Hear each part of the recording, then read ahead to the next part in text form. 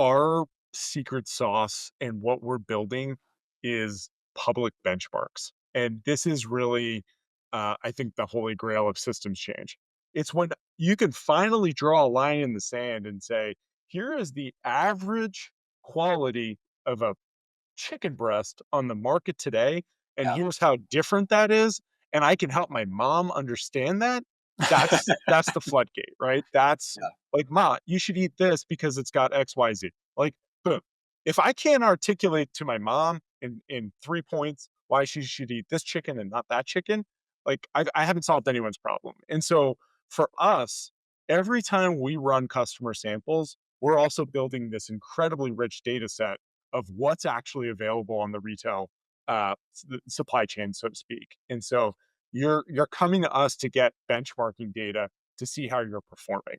And if we don't have a benchmark for your product, we're going to help you think through that, and then we're going to bear the cost of running some additional tests to make sure that you have something to compare to.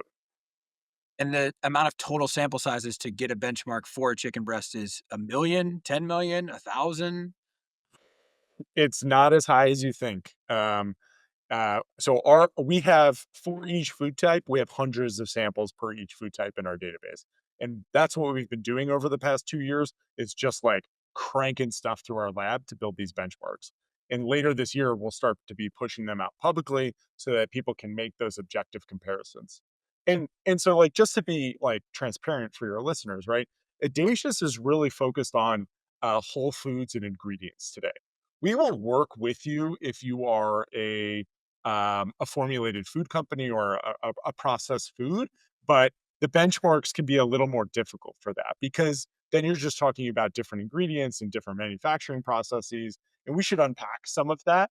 But ultimately, today we're about like lightly formulated, lightly processed foods. We're working with some tortilla chip companies, sausage companies, beef sticks, milks, fruits, vegetables, grains, breads. We're really in this category.